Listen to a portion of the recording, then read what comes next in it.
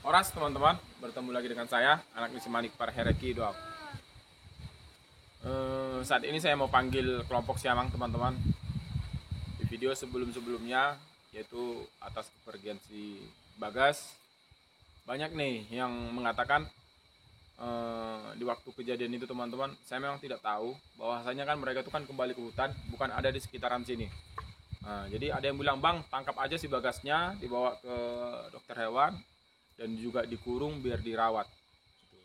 Jadi saya bukan nggak mau teman-teman, saya bukan nggak mau nangkap si Bagas atau melihara si Bagas atau ngerawat si Bagas, bukan nggak mau. Jadi alasannya kenapa?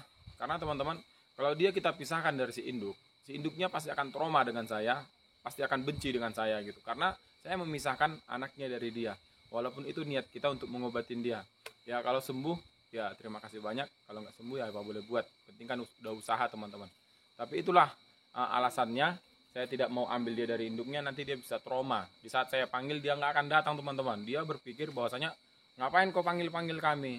Nanti aku datang, kami datang, kau nangkap anakku, kau ambil anakku gitu. Karena kan yang kita panggil itu liar teman-teman, bukan yang kita kurung. Terkecuali yang kita kurung nggak masalah gitu.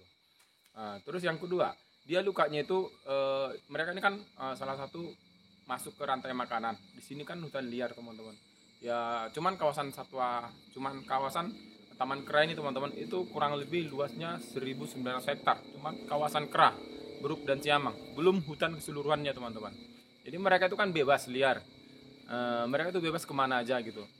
Jadi bukan kita larang, jangan ke sana, jangan ke sini. Intinya kita perhatiin, jangan turun ke jalan raya, gitu teman-teman.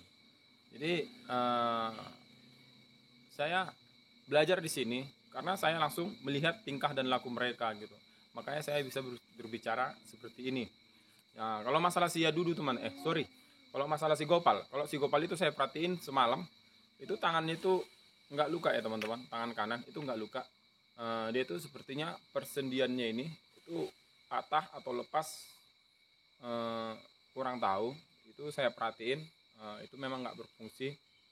Jari ininya juga dia nggak berfungsi. Itu kemungkinan jatuh teman-teman. Kok namun dijerat atau ditembak sama pemburu, banyak komentar yang bilang itu nanti bang ditembak sama pemburu.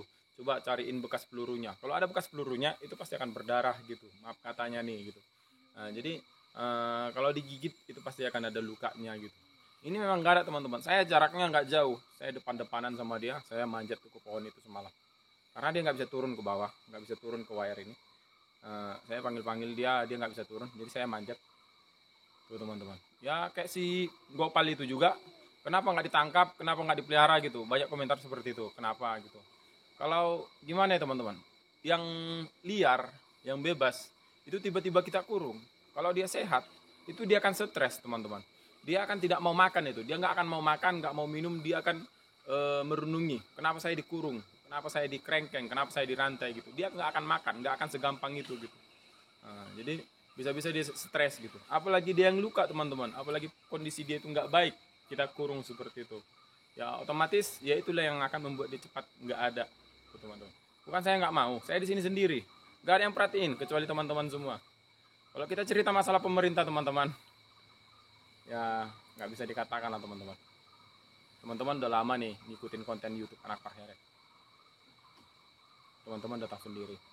Kalau masalah-masalah dia dibius atau apa segala macam, ya intinya mereka ini nggak boleh dipisahkan dari keluarganya, nggak boleh dipisahkan dari kelompoknya gitu.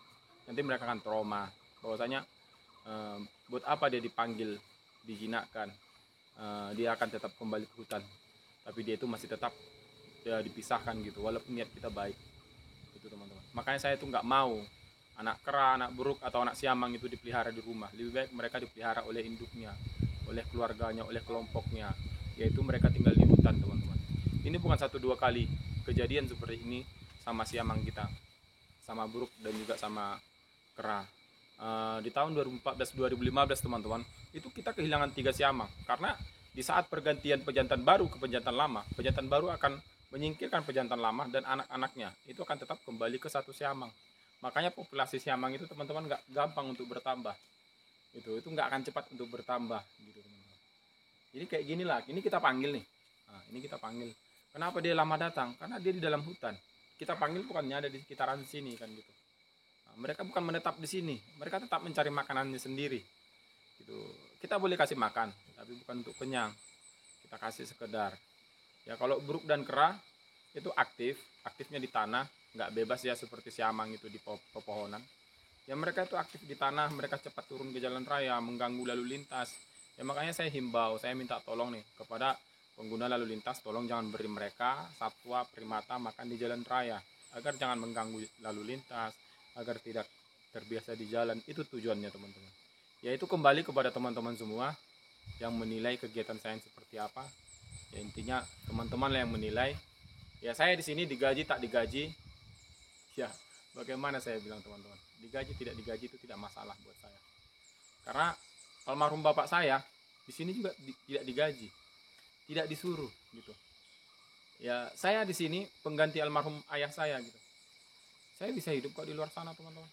Saya bisa hidup, saya bisa berjuang gitu. Tapi kalau saya keluar dari sini, siapa yang akan di sini menggantikan saya? Ada yang siap? Kan belum tentu kan itu. Jadi para netizen itu seenaknya aja itu buat komentar teman-teman. Bolehlah datang kemari seminggu, dilihatin saya atau ngikut dengan saya bagaimana saya di sini sehari-hari. Gitu teman-teman. Ya adanya konten YouTube ini untuk membantu biaya makan mereka. Datang dari mereka, kembali ke mereka. Kok namun mengharapkan yang lain-lain teman-teman udah maklum. Kita masih tinggal di negara Indonesia, kecuali kita tinggal di luar negeri. Jadi mungkin seperti itu dulu video kita kali ini teman-teman. Saya harap teman-teman itu memaklumi apa yang saya jelaskan barusan. Ya saya di sini bukan memelihara ya teman-teman, bukan memelihara. Saya di sini melestarikan mereka agar mereka tidak punah, agar mereka tidak jadi hama untuk masyarakat, ya agar mereka tidak mengganggu lalu lintas. Saya harap teman-teman mengerti dengan apa yang saya jelaskan. Ya apabila saya ada kata-kata nih yang gak enak teman-teman dengarkan, saya ada kata-kata yang buat menyinggung perasaan teman-teman, saya mohon maaf sebesar-besarnya. Sampai jumpa di video selanjutnya teman-teman. Ya, mari kita berdoa agar Taman Wisata Keras Baganding ini satwa-satwanya itu pada sehat-sehat seperti sehatnya kita. Sampai jumpa lagi teman-teman. Horas.